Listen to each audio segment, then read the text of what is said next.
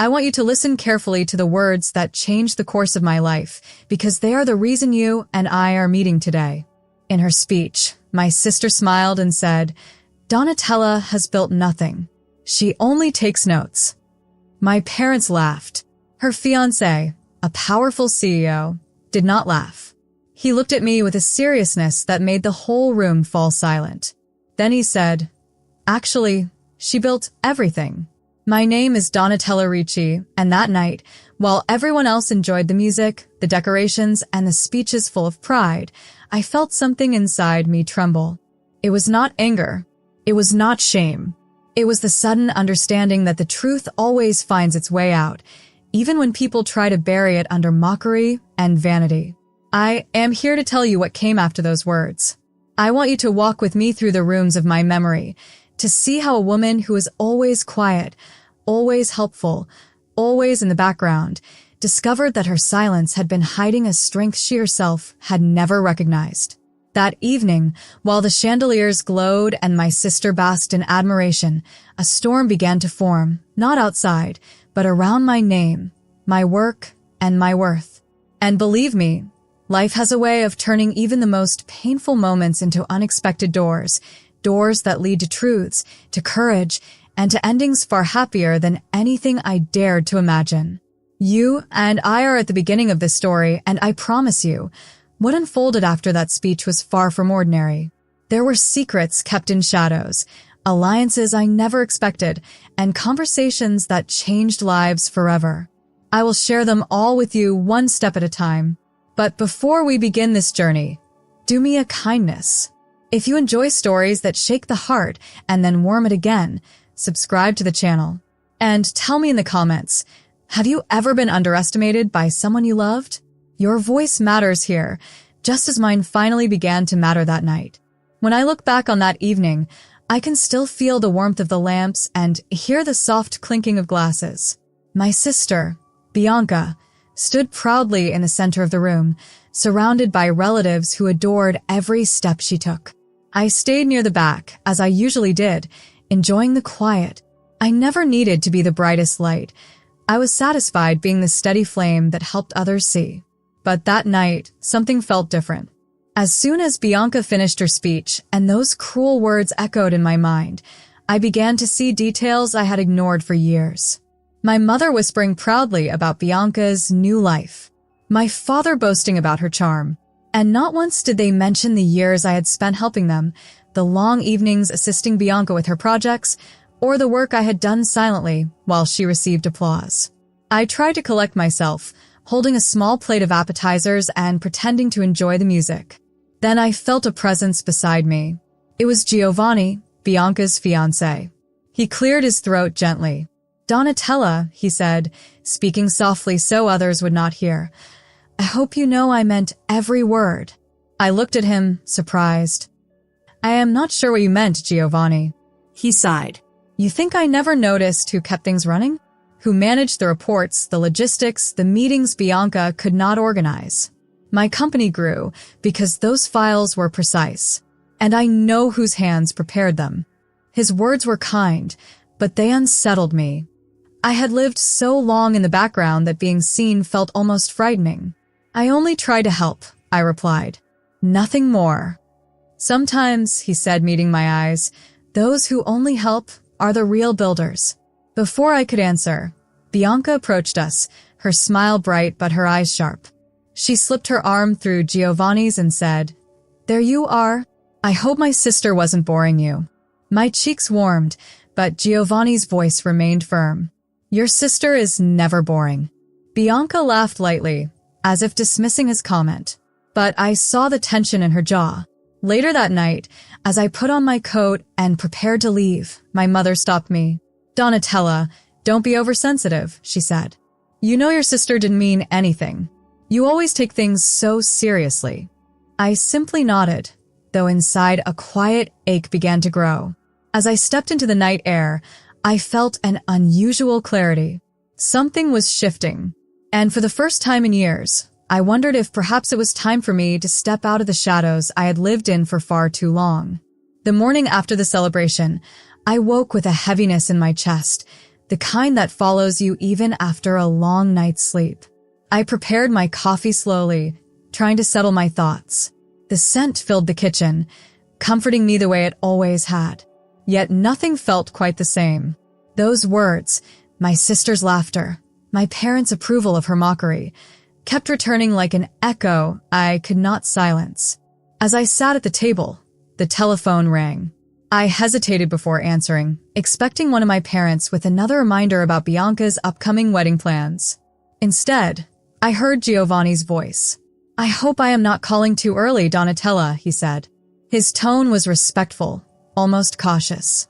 "No, not at all," I replied. "Is something the matter?" "I would like to speak with you," he said. "If you have time this afternoon, perhaps we could meet near the old square. There is something I believe you deserve to know." My stomach tightened. "About what happened last night?" "In part," he answered, "but also about something else." We agreed on the time, and after hanging up, I stared at the phone in silence. For years, I had been the one people called only when they needed a favor, a document reviewed, a task completed. No one ever called because they thought I deserved to hear something important. The idea left me unsettled, yet strangely hopeful. When I arrived at the square, Giovanni was already there, seated on a bench beneath the large fig tree. He stood as soon as he saw me. "Thank you for coming," he said. "I know it may seem unusual." "I am curious," I admitted. "What is this about?" He gestured for me to sit. "I have watched your sister take credit for work that was not hers for a long time." I stayed silent because it was not my place to interfere in family matters. But last night things went too far. I looked down at my hands. Bianca does not mean harm. She simply speaks without thinking. He shook his head gently. She knows exactly what she says.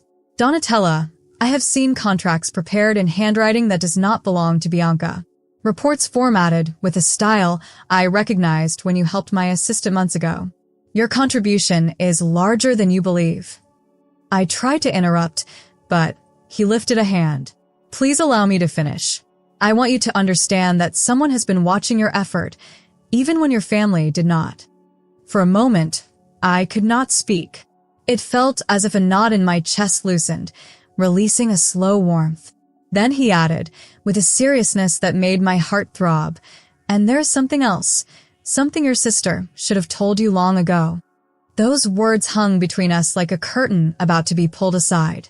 I felt the world pause, waiting for the truth I sensed was finally approaching. For a moment, the sounds of the square faded, the distant chatter, the rustle of leaves, even the soft song of a street musician nearby. All I could hear was the beating of my own heart. "Something my sister should have told me?" I repeated, my voice quiet. Giovanni nodded slowly. "Yes, and I believe you deserve to hear it from someone who will not twist the truth." I steadied my breath. "Then tell me." He looked troubled, as if weighing every word with care. "Your sister has been using your work for years, Donatella. I do not mean small favors. I mean entire proposals, business plans, and presentations you drafted for her when she said she was overwhelmed. She showed them as her own to my board, to clients, even to investors." I felt a sharp pull in my chest. It was not surprise. Deep down, I had always sensed something, but hearing it spoken aloud made it real in a way I had avoided. "I helped her because she asked," I whispered. "And she never once admitted that you were the one behind the results," Giovanni said. "Do you remember when she told you she was too tired to prepare the merger presentation 2 years ago?" I nodded. "That presentation secured her position in my company," he said gently. "It earned her the promotion she boasts about to this day." I sat still, unsure whether to feel hurt or foolish. Perhaps both. "Why tell me this now?" I asked, my voice trembling slightly. "Because last night showed me something," he replied. "Your sister has taken advantage of you for far too long, and it is not just her." I looked up quickly. "What do you mean?" He hesitated, then continued. "Your parents are proud of Bianca's accomplishments because they believe she achieved everything alone. They do not know how much of her success stands on your shoulders. And Bianca worked very hard to keep it that way." The words were heavy, but they were not cruel. They were simply true. I swallowed hard, a mix of sadness and awakening running through me. I never wanted praise, I said quietly. I only wanted to help my family, and helping is a noble thing, Giovanni said. But allowing others to hide you in the shadows, this is something I cannot watch any longer. For the first time, I saw sincerity in his eyes that made me shift uncomfortably. He took a breath, as if gathering courage. There is more. Something important that concerns you directly. Something Bianca has kept hidden, and I believe it is time you discover it. A breeze passed between us, carrying the faint scent of figs, as if the world itself braced for the truth about to fall into my hands. I felt the air grow heavier around us, as if the entire square knew what was coming. Giovanni's expression had changed.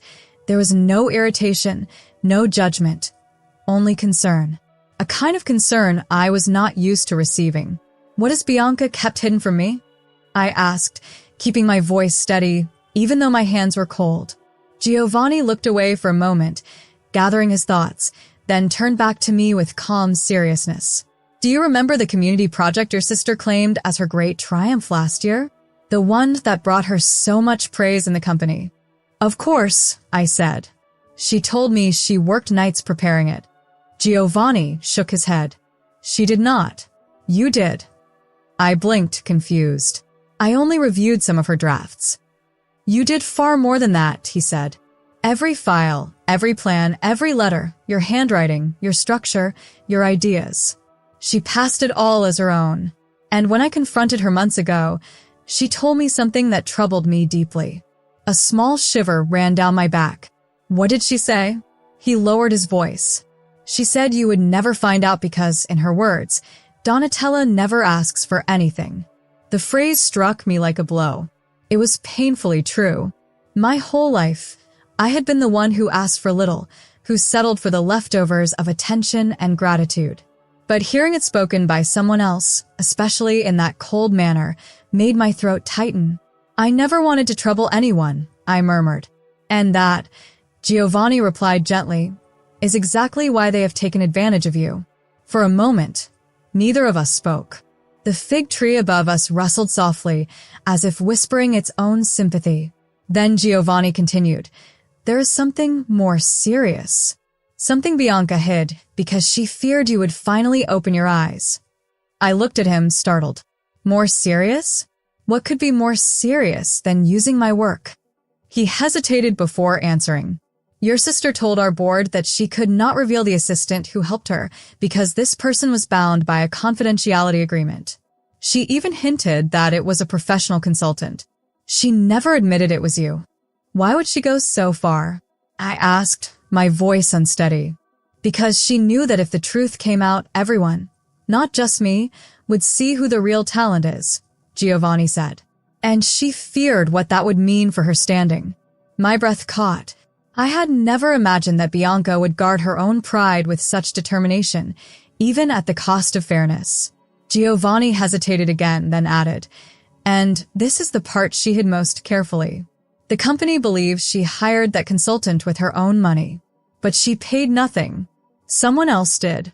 Someone who never knew what their money was used for. I felt my heart drop. Who? Giovanni looked straight into my eyes. You, Donatella. You paid for the consultant she pretended to have without ever knowing it.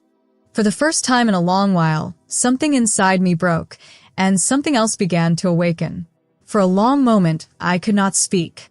It felt as if the world around me had paused, the soft breeze, the distant voices, even the gentle creaking of the bench beneath us. My own breath sounded too loud in my ears. We paid for it, I finally whispered, hardly recognizing my own voice. Giovanni nodded. Yes. The receipts were processed through one of the family accounts, an account where you regularly deposit money to help your parents with expenses. Bianca used those funds without asking you. I closed my eyes, feeling a deep sting that reached far beyond anger. It was the ache of betrayal, quiet, cold, and familiar, yet heavier than ever before. I gave that money so my parents wouldn't worry, I said slowly.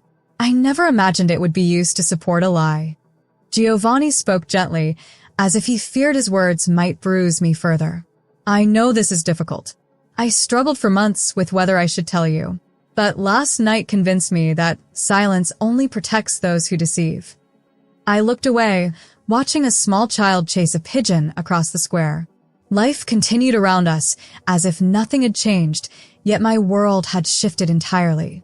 Why would my sister do this? I murmured. Why would she hide all this from me? Giovanni hesitated, choosing his words with care. Because she is afraid of losing the admiration she receives. And she knows that if people saw your true abilities, that admiration might not shine as brightly. I felt a tightness in my chest.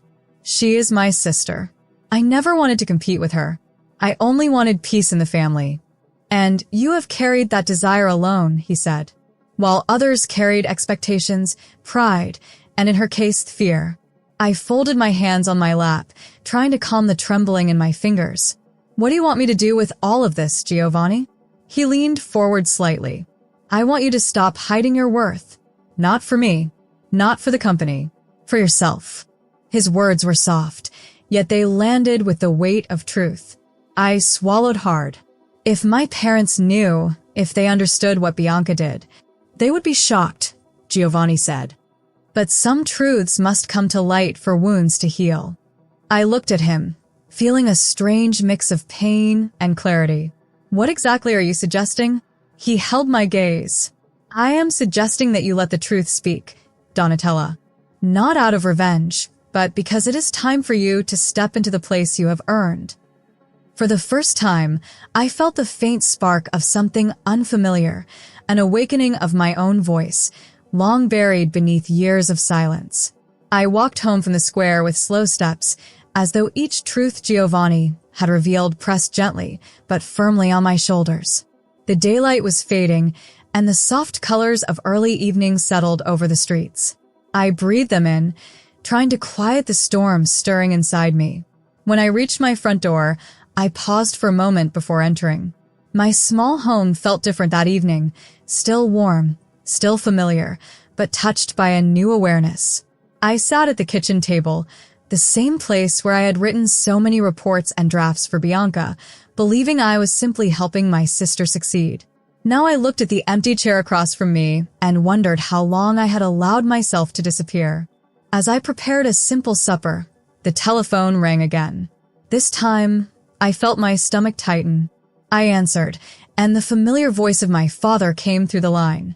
Donatella, your mother says you left the celebration too early last night, he began, not unkindly, but with that tone he often used when he thought I needed correcting. Bianca was worried. I pressed my lips together. I don't think she was, Papa. He sighed. You must not take things to heart. You know your sister has a lively way of speaking. She insulted me, I said calmly, and you laughed. There was a long silence on his end of the line. I had never spoken to him so plainly before. I did not think it would hurt you, he admitted. It did, I replied. But that is not the only thing I discovered. I heard his breath catch faintly, but I continued before he could speak. Papa, for years I have helped Bianca with her projects, her work, even her expenses. I did it gladly. But she has used my help to build a reputation that is not hers. He was quiet for several moments. Then, with a hesitant voice, he said, Your sister always seemed so capable. We trusted that what she achieved was her own doing. I know, I said softly, and I never asked for recognition. But I cannot continue living in silence while others take credit for what I do. My father cleared his throat.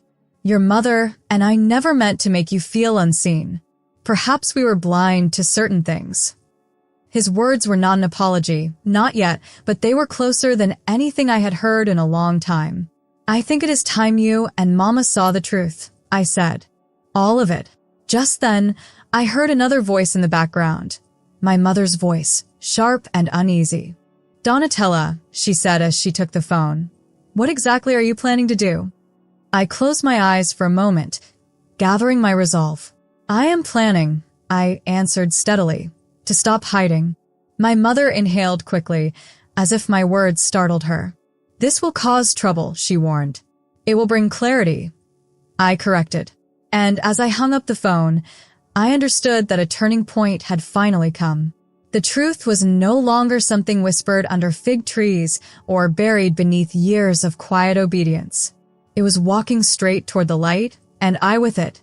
The following afternoon, I felt a calm determination settle over me. It was not anger, nor the bitterness that often follows betrayal. It was something steadier, something that had taken years to find its voice. I dressed carefully, choosing a simple blouse and the dark skirt my mother always said suited me. I looked at myself in the mirror and, for the first time in a long while, saw a woman who had finally stepped out of the shadows. I reached the company building where Bianca worked with Giovanni. The receptionist greeted me kindly, and before I could speak, Giovanni appeared from the hallway. His expression softened when he saw me. "Are you ready?" he asked. I nodded. Yes. He guided me to a conference room. Inside, Bianca was already there with our parents seated beside her. The moment she saw me, her face tightened. "Donatella, what is this about?" she demanded. I sat down calmly. "It is about truth, Bianca." My mother leaned forward anxiously. "Let us not exaggerate things, dear." But Giovanni's steady voice cut through the room. "Your daughter deserves to be heard." Bianca stood up abruptly. "Giovanni, I do not understand why you insist on this." He replied, "Because honesty matters, and because I will not build a future on falsehood."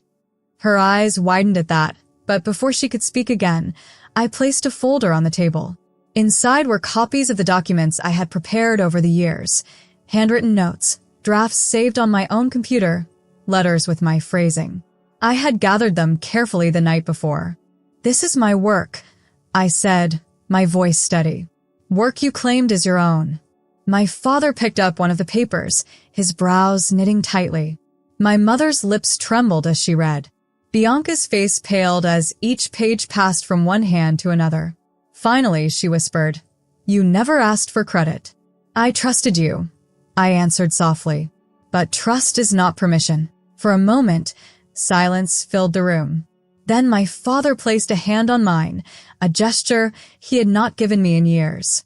"Daughter, we were wrong." My mother nodded, unable to speak. Bianca looked between us all, her pride visibly cracking.